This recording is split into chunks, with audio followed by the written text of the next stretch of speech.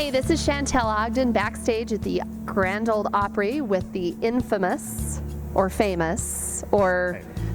not infamous, Eddie Bayers. So we're here to talk about music, and we know you do a lot with Berklee College of Music, and this year he actually won an American Masters Award from the school, and just to recognize you for all of your contributions. So congratulations again for that. And I know that in talking with students, there's a lot of advice you pass on because you've been in the business 40 plus years and been extremely successful. You can go to his website and see a ton of records that he's played on, and we'll give you that website in just a little bit. But first, let's talk about what is your philosophy about the music business?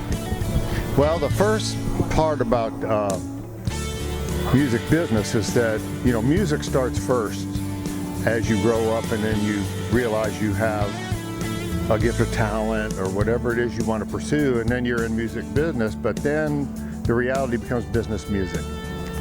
And that basically pertains to you realizing to sustain, to have longevity. And you can see a lot of people that maybe you have known over the years that have longevity and success and continuing on. And of course, that's what you aspire to want.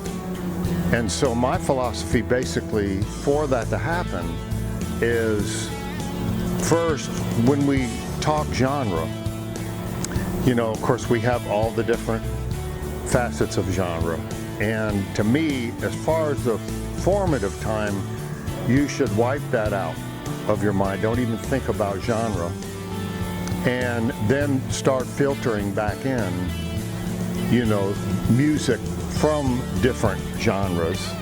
But, you know, and like, let's just say for country, go back to the roots of the history.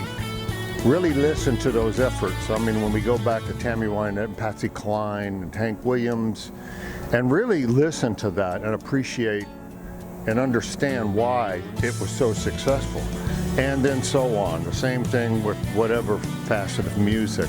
And that way you are ready for whatever it is you might be called to do or necessary to do, because you know you could be in your state of art in maybe a high fusion jazz band, high fusion rock band, making a living, and all of a sudden that band breaks up, or you have to leave and you have bills to pay, and you realize there's an opening for whatever instrument you play for a specific country artist. Well, you certainly want to get the job to sustain.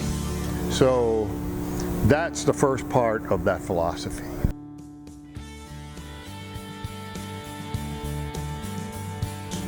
There's all walks of life of people in our society. You know, there's the people who deliver your mail, pick up your trash, fix the roads, roof the house, and so on. And they work 5 to 6 hard days a week. And obviously their music that they want to hear might be more simple. It might be more what some people have termed as stupid or anything like that, which I never look at that, because I don't condescend to humanity. I appreciate what it is they want to get. And the great thing is, if you're a writer, then you need to also take that into mind to say, well, you know, you might want to consider that. Not think you're dumbing something down, but understand that demographic and write something. I guess the best exemplary of that is Achy Breaky Heart. When that was first written, one of the publishers' pitch guys who went to certain camps to pitch the song, and there was actually comments coming back from some of the houses to, if you ever pitch a song like that to us again, we won't take any of your music. Well, needless to say, that Billy Ray cut it, and it was the largest selling single, 10 million singles sold.